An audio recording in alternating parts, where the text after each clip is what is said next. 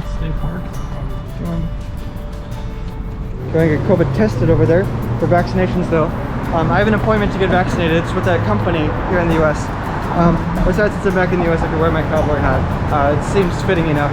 But you know, there's a lot of reasons why I was waiting to get vaccinated. I'll get into those in a little bit. But where I'm at right now, so I'm in the capital of Minnesota, Minneapolis, because specifically I'm here to get, is it this way? It's specifically I'm here to get the Pfizer vaccine. In the United States we have Pfizer, Moderna, and then also the Johnson & Johnson. We don't get AstraZeneca, we don't get SynoVac, we don't get Sputnik 5 vaccinations.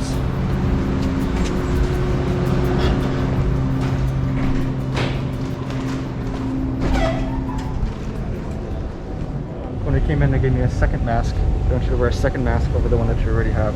But this is my first vaccine. Where I'm at right now, this is like a big sports auditorium. Massive. Anyway, so as I was saying about this, the different vaccines that we have. So of those three ones, there's Johnson & Johnson. But Johnson & Johnson is the least effective, but that's not the reason why I don't want to get it. I don't want to get Johnson & Johnson specifically because I'm not sure exactly how accepted it is by the World Health Organization. So for me, because I'm traveling all the time, it'd be a problem if I do have a vaccine, but it's not a qualified vaccine. Just like if I have the Chinese vaccine and I try entering the US, like it's not approved for the US. So it's not approved by the World Health Organization, then it's gonna be a problem for me. And then the other one, the Moderna one, that's another American one. But for me as a traveler, there's two problems. One, for Moderna, so the Pfizer is three weeks between each shot, but for Moderna it's 4 weeks, and that's already getting kind of tight for me in my travels, like schedule. There's no such thing as a schedule I'm traveling, but I'm only going to be here for like 3 weeks, I think. And then, but the other main problem is that Moderna is it's made and manufactured in the United States, so like their only stomping ground is the US. Moderna isn't provided, to my knowledge. You can't really even get it in Europe or anything. So all of those other councils, European councils, Asian councils, they don't have a need to even consider it or approve it or even have trials for it because they won't even get the vaccine there. So it's just FDA approved, it's just a United States thing.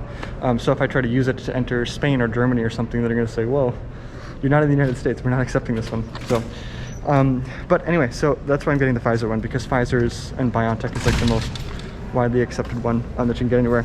So when you're trying to get it in the US then, there's a whole bunch of testing sites all over the place, but I need to go between each one to make sure that they're giving exactly that shot, because I don't want to show up and go through the whole scheduling, and then they're like, okay, today you're getting Moderna, and I'm like, whoa, well, I can't get that one because that's going to be problematic for me, or I'm assuming it's going to be problematic in the future.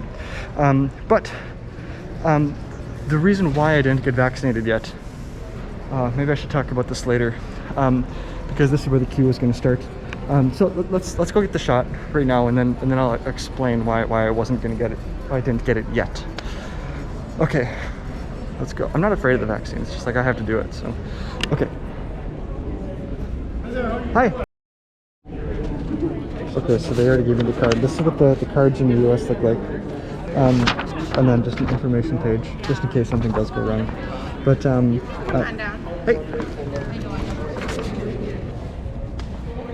Will that go all the way up? Yeah. That's that. Oh, okay. So she used to pull it out of a vial. It's this tiny little thing. I don't think they don't let you keep the vials, do they? No. I heard in the US they're not allowing you to keep the vials anymore because some people like put water in it or something and then try to resell it as another vaccine or something. Yeah. I've been out of the US. This is what it looks like. This is the tiny little thing. There's still just a tiny little bit left. Is it just one shot per? 6. 6 per shot. Whoa, that's impressive. Okay. Have you scoop or just then your arm will really be in the shot. You're relaxed. Yep. So if you travel internationally, they want you to have Pfizer. Yeah, mostly it's the easiest one. Either that or AstraZeneca. Interesting. It doesn't even have like a dot of blood, nothing. We'll do the Band-Aid anyway so we can prove that you did your shot. Huzzah. So you're all done. All good? Yep. So then this is the card. It's already all signed and everything. All good to go? You're good to go. 15 minutes, you have to wait. Okay. feel weird. Okay, so the shot is all done. She was actually a really, really nice lady, but she was telling me some more about the incentive to get more people vaccinated here in the US. Of course, vaccinations is kind of a hot topic, literally like anywhere, but also, especially in the United States, so many people are big believers of this, like, oh, you know, we're the only country in the world that's free, you know, and you can't make me take the shot, and even masks are only like strongly recommended here, which is kind of scary. But so that being said, at the beginning, like when the vaccine started becoming like widely available, starting in like March, kind of like April, that the people that really wanted to get it and the people that really believed in it all came in like in droves to come get tested. And so the testing centers like this, there's probably in just this city in Minneapolis, there's like probably 150 of these kinds of vaccination sites, and it's all free. It's completely paid for in the United States. By law, the government will pay for it, or the state will pay for it, or your insurance has to pay for it. But anyway, so many people came in at the beginning, and so they were open like all the time, 12 hours a day, and they were running out of shots. So it was really special if you were lucky enough to get an appointment. But now it's slowed down enough that the people that could get it, they're already all done, and now the only people left are just the people that are like hesitant, or the people that really just don't want to get it. And so the problem at this point is that they're trying to incentivize people to come in and get the shot, because of course it's going to be good for public health, and we need to get to like, I think it's 70% for herd immunity. Right now I think only 50% of Americans are fully vaccinated. The goal is within 1 month to get 70% with at least one shot, but it's this as we get closer towards the 100%, it's going to get so difficult because there's a lot of people that are hesitant about it. Not necessarily like the anti-vaccine kind of stuff, but so many people in the United States just think that there's so many reasons, but so many people think that like it just wasn't tested thoroughly enough, and they don't want to be a guinea pig, and they want to make sure it's like really good before they actually just start inserting it. But for me, I mean, there's a whole bunch of reasons why I waited so long to get this. The number one reason is that if I could have gotten it back in December or January or February, I would have been one of the first in line, primarily because it makes my life so much easier as a traveler. So when I'm traveling, and if I don't have the vaccine, then that means that I need to have a PCR test, and it also means I'm subject to things like quarantine, isolation, stuff like that.